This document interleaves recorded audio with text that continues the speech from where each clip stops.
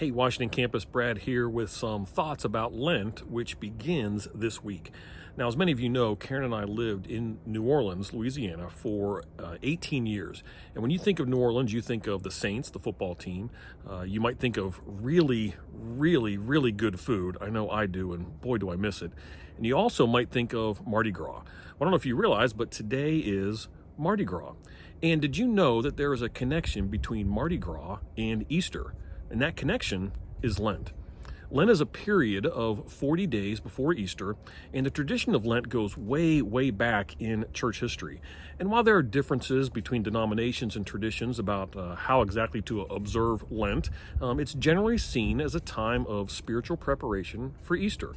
Preparation through prayer and repentance, giving, self-denial, fasting, and other spiritual disciplines. But here's the thing, with religious traditions, usually over time, the original purpose sometimes gets lost. And with Lent, that can certainly be the case. So we need to be careful when it comes to religious traditions like Lent. For instance, is fasting a spiritual discipline to observe? Well, yes, of course. The Bible talks about fasting. Jesus talked about fasting. And next week on our weekly devotional video, I'm going to talk more about fasting then. But for now, let me just say this. There is a difference between fasting in order to focus more on prayer and the idea of giving up something good because this somehow pleases God. Those are two vastly different motivations for fasting. See, how often have you heard someone say, well, I'm going to give up chocolate for Lent? Now, why would they do that? Because chocolate, come on, why would we give up chocolate, right? But seriously, do they think that God is somehow pleased if they give up something really good that they like? Do they think that God is pleased if they punish themselves? See, we need to be careful about how we live out our faith. These are not biblical concepts, but sometimes we can fall into that trap of religious behavior trying to earn our righteousness. Now, when it comes to things like repentance and spiritual reflection, are those biblical? Well, absolutely. But we know that God doesn't expect us just to be spiritual 40 days out of the year. It's a 24/7, 365 kind of thing, right? Which brings me back to Mardi Gras. See, what happened for many over the years is that the 40 days of Lent became a time to straighten up and fly right. I need to behave myself for these 40 days. I need to be religious. I need to give up things. And then think about how desperately sick our hearts are. So what happened was the thinking went like this.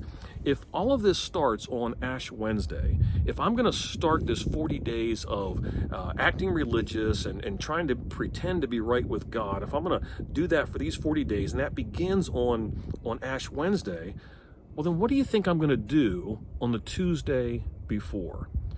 You see, the Tuesday before is called Mardi Gras or Fat Tuesday. That's the translation of that, because the tradition was that was the day you had to eat all the fatty foods, all the good foods in your house, because beginning on Ash Wednesday, you were going to give up all of those things.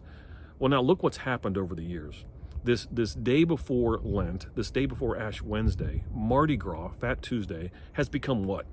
A giant, enormous party where people live it up, they party hard, and let's be honest, they indulge in not just excess, but a lot of sinful behavior. So the idea in a works-based righteousness mindset is I can do all of this sinning, and now I'm going to make up for it by doing outwardly religious acts.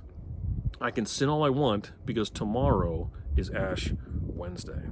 And sadly, when you think about those 2 days, Mardi Gras and Ash Wednesday, let me ask you this. Which one is the bigger deal?